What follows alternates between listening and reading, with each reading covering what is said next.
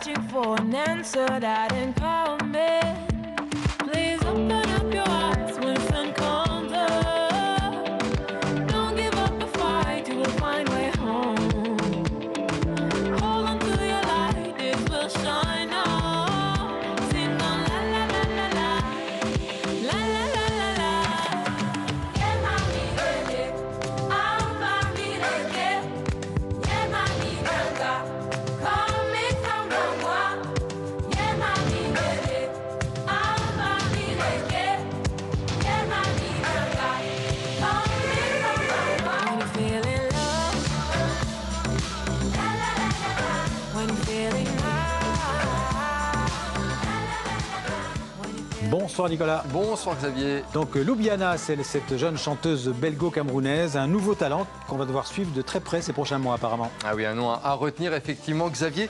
Loubiana avait participé à l'émission The Voice en Belgique et elle a déjà fait les premières parties du chanteur sénégalais Youssou N'Dour et j'ai été séduit par sa voix et son univers mêlant sonorité contemporaine, soul, blues et R&B et instruments traditionnels africains. Alors elle joue notamment ses morceaux sur de la kora, c'est une sorte de harpe que l'on pratique notamment en Afrique de l'Ouest. Et pour la petite histoire, il faut savoir que c'est un instrument qui est traditionnellement réservé aux hommes puisqu'il se transmet de père en fils. Il n'y a qu'une poignée de femmes qui jouent de la kora dans le monde et Loubiana est sans doute la plus jeune d'entre elles. On l'a rencontrée justement avec Guillaume Gouet et elle nous explique un petit peu le lien si particulier qu'elle a avec cet instrument.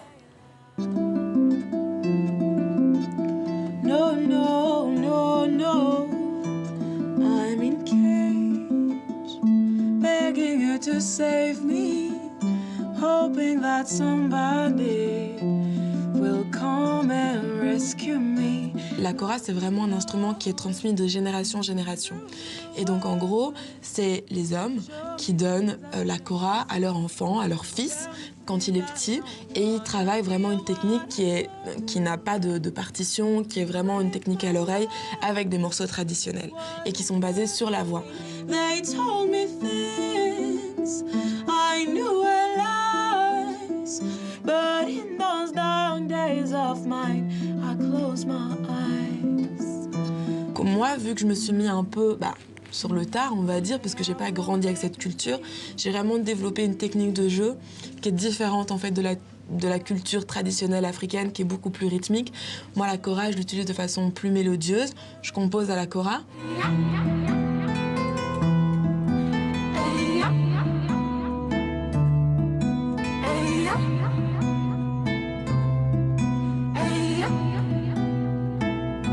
Moi, j'avais un petit peu peur parce que je suis une femme déjà, c'est un instrument qui est réservé aux hommes.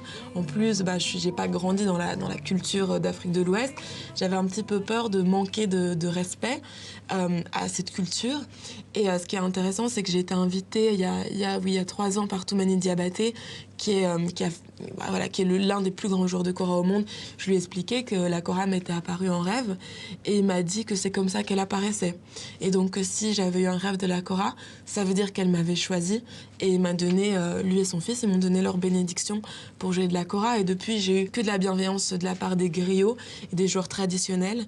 Et ça me tient vraiment à cœur parce que je propose quand même une approche de l'instrument qui est différente et une vision différente, mais au final, ça a été bien perçu.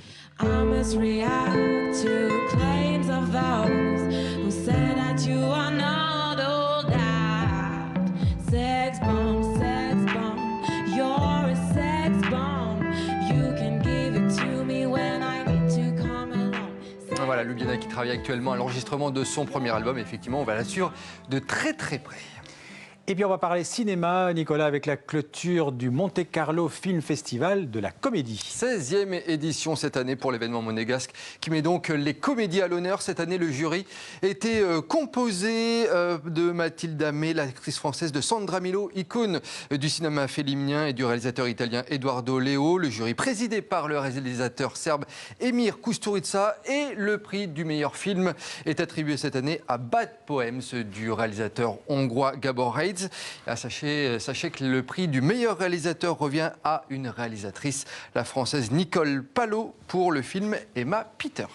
Et puis on va partir pour terminer au Canada avec une idée originale, vous allez voir, imaginée par 2 agriculteurs de la région du Manitoba. Ouais, regardez avec ce labyrinthe géant, un labyrinthe entièrement réalisé en neige et en glace, et c'est tout simplement le plus grand labyrinthe de neige au monde, 2789,11 mètres carrés pour être très précis.